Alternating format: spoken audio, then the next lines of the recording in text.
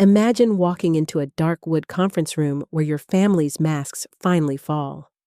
Your parents are smiling at your pain.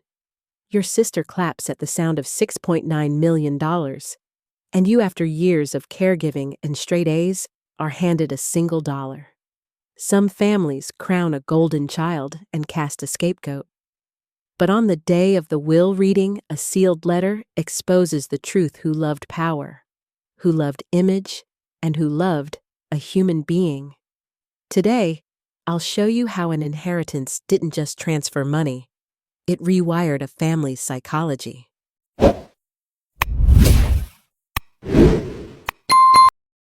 My name is Jessica Lynn Morgan, 27 years old.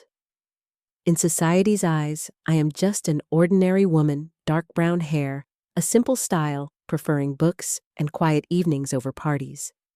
But within my own family, I have long been the faded shadow, the second child, who never measured up to Catherine, my sister 2 years older. Since childhood, I have felt the distinction. Catherine was always praised just for smiling, while no matter how hard I tried, I was belittled. My parents, Richard and Eleanor, never hid it. They adored Catherine with open admiration, while for me it was cold looks or critical remarks. You need to learn to be more graceful, Jessica. Why don't you dress like your sister? The only one who truly saw me was my grandfather Howard, founder of Morgan Manufacturing. He was the one who taught me that value does not lie in appearances, but in perseverance and kindness. He was my chess partner, my teacher, my emotional support. And because of that, the day of his will reading became an unforgettable turning point in my life. Attorney Parker's office was filled with the smell of oak and worn leather. The long walnut table gleamed, reflecting my father's cold face and my mother's mocking smile. Catherine, with her golden hair and a brand new designer handbag, entered late like a star. I sat apart at the end of the table, silent, but my heart was pounding. I did not expect much. All I wanted was a keepsake from him, a chess set, a journal, or simply a word of acknowledgement. But what happened next was worse than humiliation. The lawyer's voice rang steadily. To Richard and Eleanor Morgan, I leave the Lake Tahoe estate and the art collection. To Catherine Eleanor Morgan, the sum of $6.9 million. Catherine's soft applause sounded like a knife. My parents smiled smugly, their eyes passing over me as though I were an outsider. Then Parker looked at me. And to Jessica Lynn Morgan, $1. The room fell silent. Then came my father's sneer. A reasonable number. You always wanted independence anyway. My mother added, voice sharp. Some children simply will never be as good as others. I sat frozen, my hand trembling as I held the flimsy bill. My face burned, my stomach twisted, every cell screamed humiliation. I had studied hard-earned scholarships, paid rent myself, worked endlessly. All for a thin piece of paper treated as a joke. Catherine leaned toward my mother, whispering something that made both of them giggle. I caught faintly, she still thinks she's special. That laughter was a slap without hands. This was the moment when the family roles were fully revealed. Catherine was the golden child, every flaw forgiven, every display praised. I, Jessica, was the scapegoat, existing only to be compared to carry disappointment. The $1 was not just a material insult. It was a symbol: you are worthless in our eyes. From a psychological perspective, it was financial gaslighting, using money to reinforce roles in a distorted family system. I wanted to scream, to throw the bill in their faces. But at that moment, Attorney Parker's eyes caught mine. He nodded slightly, his gaze containing something. Not pity, but expectation. As if he knew I was about to witness something beyond this humiliation. Inside me, a faint spark of hope lit up. Perhaps this was not the end. Perhaps my grandfather had left something else, not money, but the truth. In the chaos, I briefly remembered the last evening by his bed. He held my hand, his breath weak, but his eyes sharp. Jessie, never let others decide your worth. When the time comes, you'll understand that things are not what they seem." His words echoed in my mind, blending with my parents' mocking laughter. At that time, I didn't understand. But now, sitting in a room heavy with power and deceit, I began to piece the fragments together. Could it be that $1 was only the surface of a bigger plan? Catherine twirled her diamond necklace, her shrill voice cutting through. "Jessica, consider yourself lucky. You wouldn't know what to do with money anyway. At least $1 is enough to buy you a little mirror so you can see yourself." My mother burst out laughing. My father shook his head disdainfully. All three seemed united in crushing me down. In that moment, I sat still, but my mind raced, recalling how my parents skipped my graduation, the nights I stayed at the hospital with Grandpa, the times Catherine spent money recklessly while I counted every paycheck. All of it pressed into a simmering flame, but I didn't cry. I looked straight at Parker, and I noticed he was preparing to turn to another file. The whispers of my family faded when Parker spoke, cutting through. "Everyone please remain seated. There is still one final matter to complete at Howard's request." The room went silent. Catherine frowned in irritation. My father scowled. My mother sighed impatiently. But my heart was pounding as if I was about to step through a new door. Could it be that the $1 was just a shell? And what was waiting to be revealed after those words? One final matter. My father's sneer had barely faded when Attorney Parker calmly adjusted his glasses, his voice low and solemn. "Ladies and gentlemen, according to Mr. Howard's final instructions, there is a special document that must be read aloud immediately after the division of assets." The room went silent. I could hear the dry ticks of the wall clock. Catherine rolled her eyes, clearly impatient. "Is this really necessary? I have a lunch reservation." My father frowned. My mother crossed her arms and tapped her fingers against the chair, her familiar sign of irritation. But Parker remained unfazed. He pulled out a thick envelope sealed with red wax, still bearing Howard's trembling signature. "This is a handwritten letter from Mr. Howard with witnesses present and medical certification of his mental clarity. He wanted it to be read in front of the entire family." I swallowed hard, my whole body tense. My instincts told me this was the moment everything would change. Parker carefully broke the seal and unfolded the pages. His voice carried through the wooden room. "If you are reading these words, it means I have left this world. Richard, Eleanor, Catherine, and Jessica. This is not only a letter, but the truth I have observed for many years." My father snorted in annoyance, but said nothing. I stared at the familiar slanted handwriting as though my grandfather were sitting right in front of me. "Jessica, if you are sitting there holding a $1 bill, I apologize for the pain. But that is only the beginning of the truth that must be revealed." I gripped the bill tightly in my palm. My heart pounded like a war drum. "Over the past 2 decades," Parker continued reading, "I established a trust to secure the family's future. Richard, my son Eleanor, my daughter-in-law, and Catherine, my granddaughter, have repeatedly borrowed from the trust under the guise of investment or education. At first, I believed you would repay.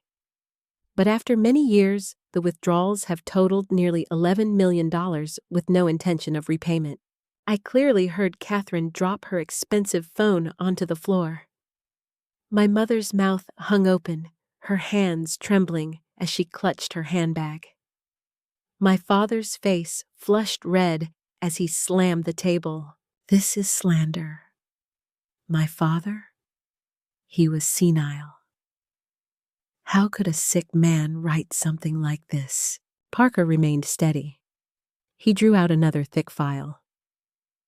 "Here are bank statements, emails, and text messages that Mr. Howard asked me and an audit team to preserve." He was completely lucid.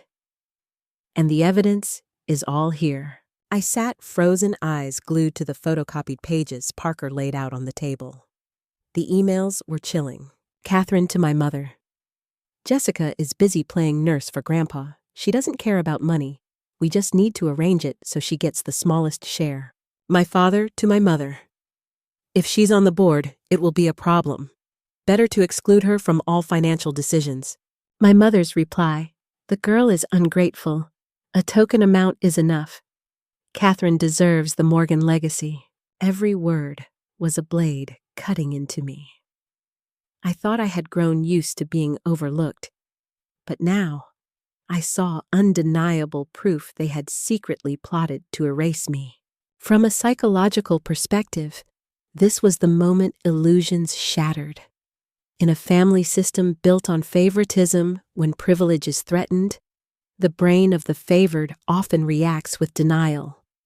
No impossible attack. This is slander or blame. She manipulated him. My father chose furious denial. My mother scrambled to assign blame.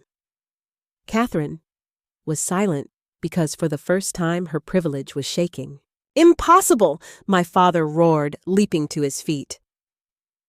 Parker, you and that girl have conspired together.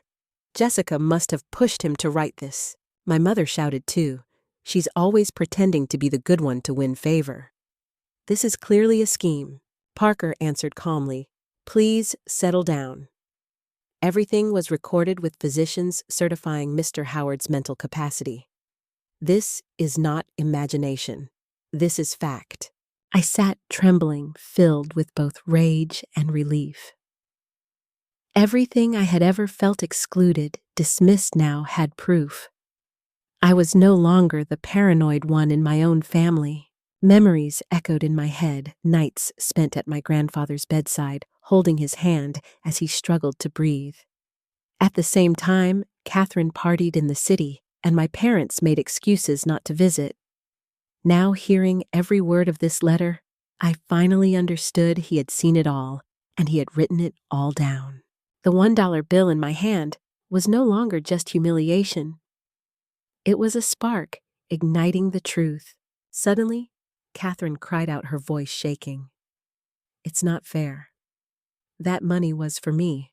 I already put down a deposit on my condo. Parker remained composed.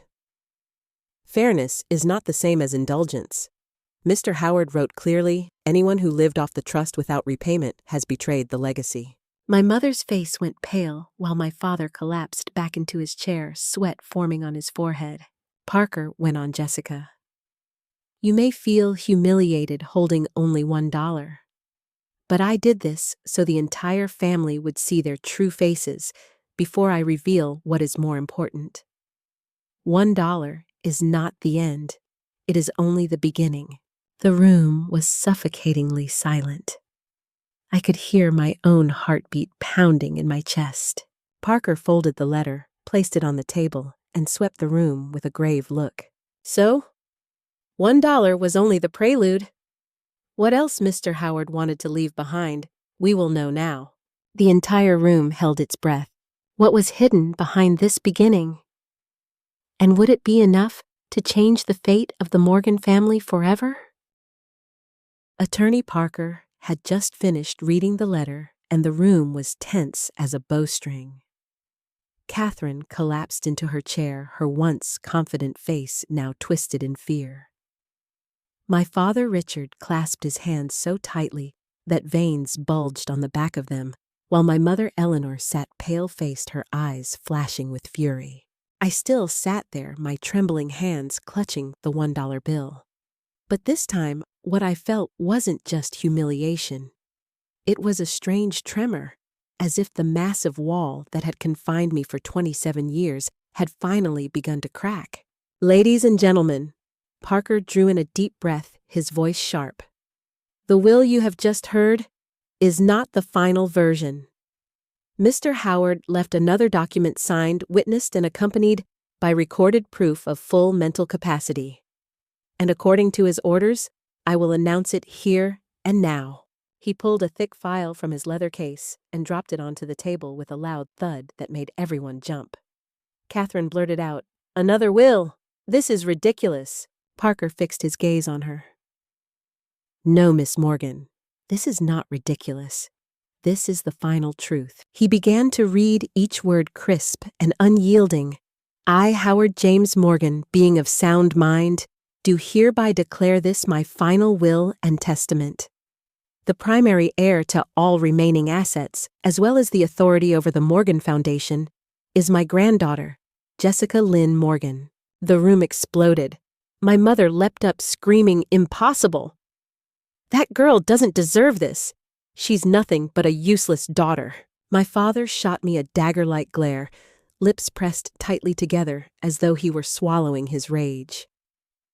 Catherine's mouth fell open, tears spilling down her face, not from grief, but because the $6.9 million she had been given now seemed like dust compared to the $20 million and the enormous power that had suddenly fallen into my hands.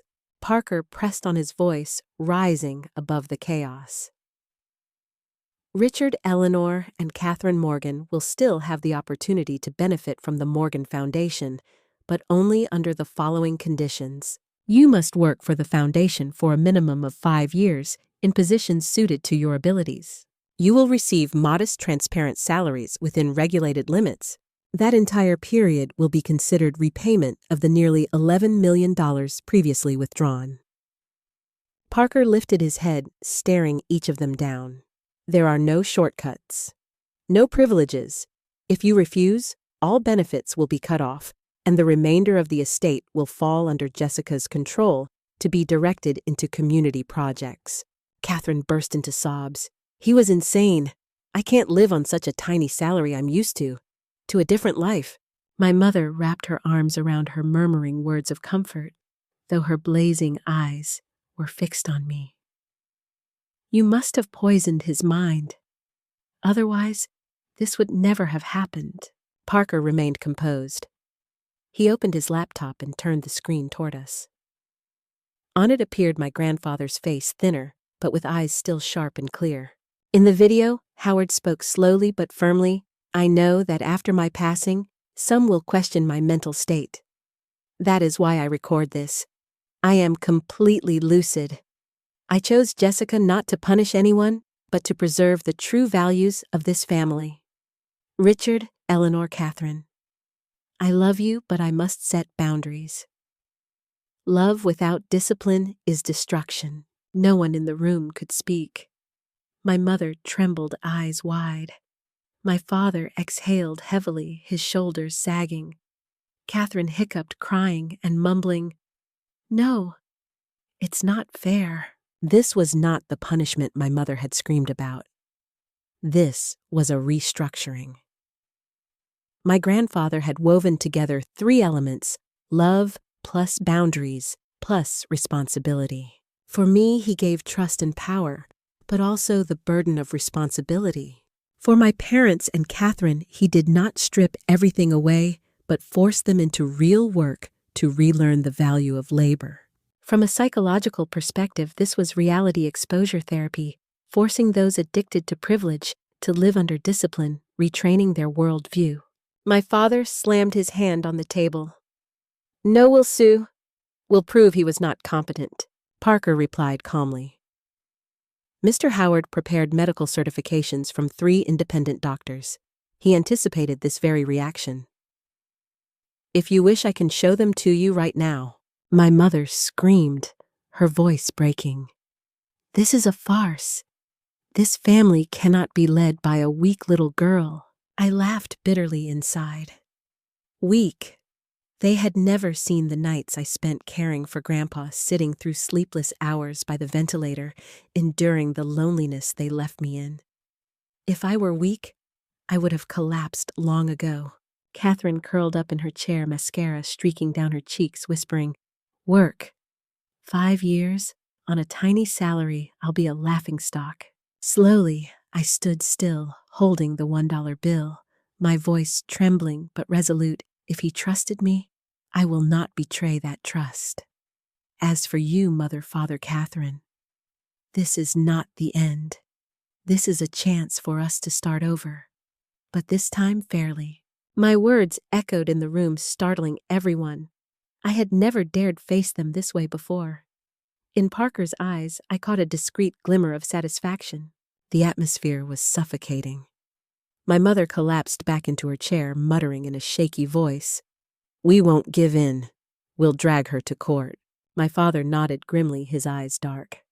Catherine sobbed, torn between fear and outrage. Parker closed the file with a decisive snap, his voice striking like a gavel. "The choice is now yours.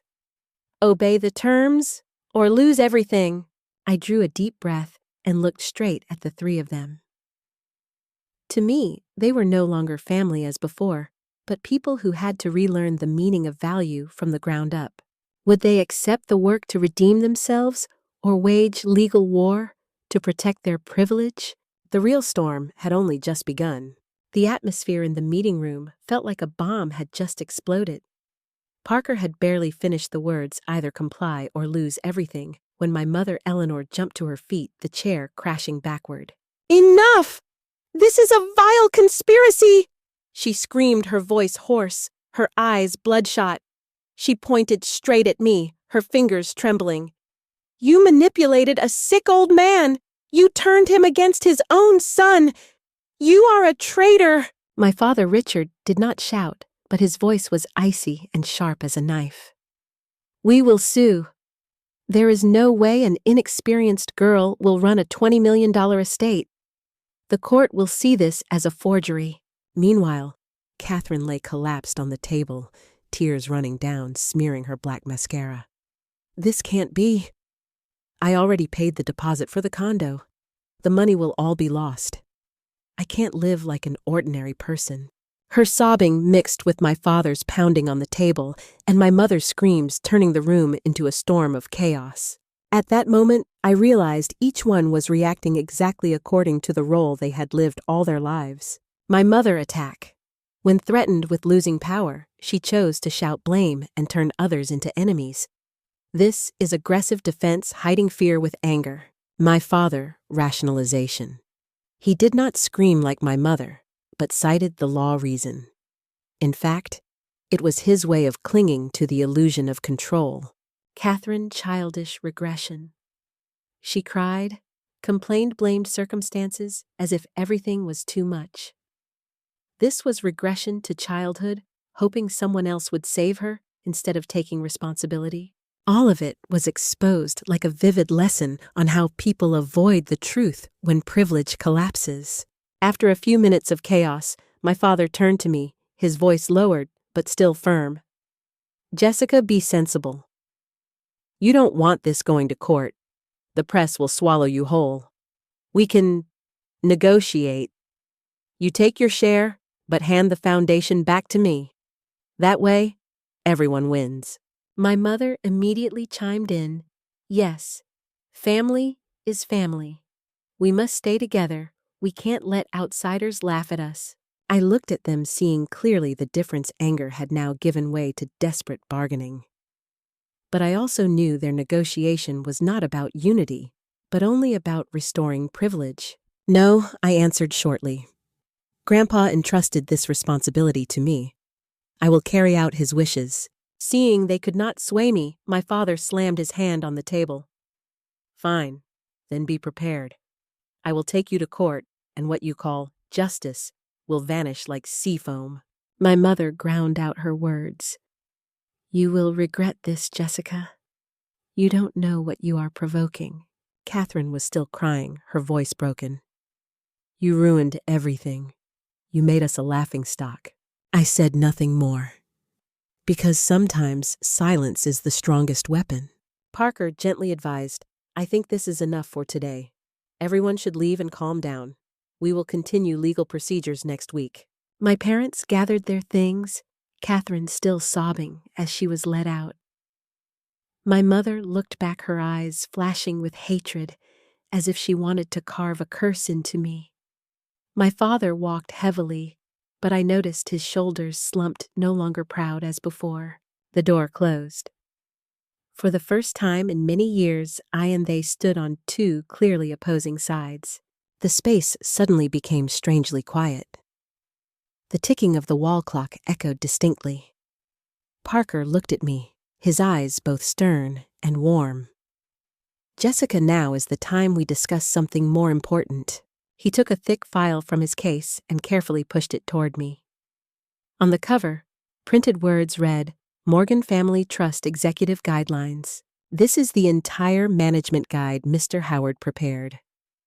He knew there would be times you felt overwhelmed, so he made everything very detailed. My hands trembled as I opened it. Inside were plans, reports, foundation charts, even small notes in my grandfather's handwriting. Jessica, remember, profit only matters when it benefits the community. I felt my eyes blur. Parker also took out a small, old silver key. He placed it in my hand, his palm. Warm Mr. Howard instructed me to give this to you after today. It opens the safe in his private study. Inside are things he said would help you understand everything more clearly. I gripped the key, feeling as though I held his spirit in my hand. A tiny object, yet heavy with meaning. What's in the safe? I asked softly. Parker only shook his head. He wanted you to discover it yourself. He believed it would be the first step for you to truly become the leader he expected. I sat silently, my hand trembling as I stroked the key. A flood of questions came. What was in the safe? A private journal. More evidence or words he had never spoken. All my life I had longed for acknowledgement. Now perhaps it was inside that safe, waiting for me to open it. A shiver ran down my spine. What if it contained truths even more painful? But then I remembered his final look at me, filled with trust. He had not left me traps. He had left me a legacy. In psychology, when the truth is exposed, people often go through 3 stages. Attack and denial, my mother screaming. Rationalization and threats, my father's vow to sue. Childish regression, Catherine's sobbing. Only when all 3 defenses collapse can restructuring begin. And the key in my hand was the symbol of that restructuring from pain to responsibility. I gripped the key tightly, feeling as though I held both the past and the future. A door was about to open, not just the safe, but my grandfather's heart, the family's secrets, and the recognition I had waited for all my life. What could be inside the safe, powerful enough to change my perspective and forever change the way I see the Morgan family? That night, I returned to my grandfather's house. The study was still intact, as if he were alive. The mahogany bookcase, the desk covered with a thin layer of dust, the faint smell of tobacco lingering in the air. I stood before the wall, safe holding the silver key Parker had given me. When I inserted the key and heard the dry click, my heart pounded. I suddenly remembered the last time he held my hand, saying, "You will understand everything when the time comes." Perhaps this very moment was what he meant. The heavy steel door swung open, and inside were not gold or cash, but strangely simple things: a few leather-bound notebooks, a small wooden box, and an old black USB stick. My hands trembled as I opened the first notebook. The paper had yellowed, the familiar slanted handwriting still there. 2003. Catherine was praised at the family party for her new dress. Jessica won the state academic competition today, but no one bothered to ask. My heart aches. Why can't Richard and Eleanor see it? Favoritism is corroding this family. I kept reading year by year. 2008. Jessica works part-time at the university library, still keeps a 4.0 GPA. Catherine went to Italy for 6 months to find inspiration. Her parents sent her money regularly. I'm beginning to fear Catherine will never learn the value of labor. 2015. I can see Jessica being pushed aside. At Christmas dinner, everyone only talked about Catherine's new boyfriend. Jessica stayed silent the whole time, and I saw the sadness in her eyes. I regret not intervening sooner.